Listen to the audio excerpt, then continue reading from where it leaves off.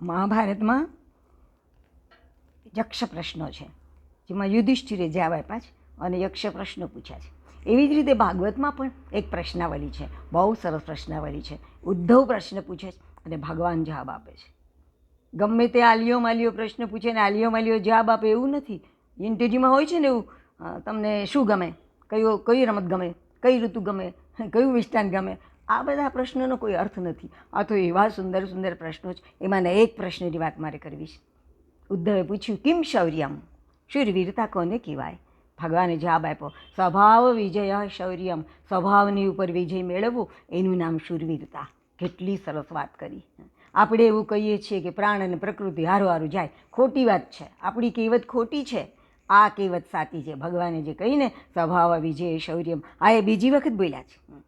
એ 5મા અધ્યાયમાં ગીતામાં પણ બોલ્યા છે કે શક્નોતિ હૈવય સોઢું પ્રાક્ષરીર વિમોક્ષણાત કામ ક્રોધોદ્ભવમ વેગમ સંયુક્ત સ સુખી નરા.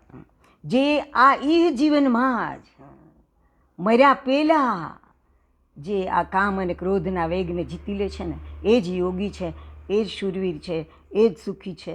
અને એ જ વાત ભગવાન અહીંયા બોલ્યા છે ઉદ્ધવના પ્રશ્નના જવાબમાં. સ્વભાવ વિજય શૌર્યમ, સ્વભાવની ઉપર વિજય મેળવી શકાય. જો ન મેળવી શકાતો હોય તો ભગવાન આવું બોલ્યા જ ના હોત ને. મારા નાનાજી બહુ ક્રોધી હતા, બહુ ખરાબ સ્વભાવ હતો. એમની દેખતા મારી મમ્મીને મારા પપ્પાની લાજ કાઢવી પડતી. આ તો કેવું વિચિત્ર. અમે બધા છોકરાઓ મોટા મોટા થઈ ગયા હતા. મારી મા શિક્ષિકા હતી, પણ એને લાજ કાઢવી પડતી હતી.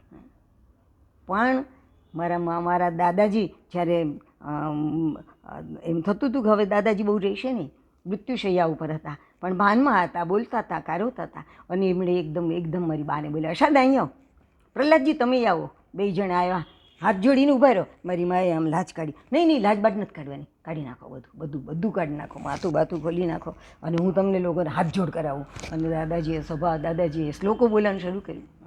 ધ્યાય નિત્યમ મહેશમ રજતગિરિનિવમ ચારુ ચંદ્રાવતંસમ રત્નાકલ્પોજ્વલાંગમ પરિશુભગોરા. વાણી બંધ થઈ ગઈ. બેઠા હતા ત્યાંથી પડી ગયા, સુઈ ગયા. અને શ્વાસ પણ બંધ થઈ ગયો.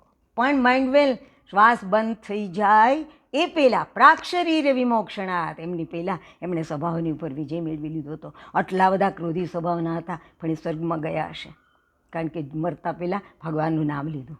જય શ્રી કૃષ્ણ.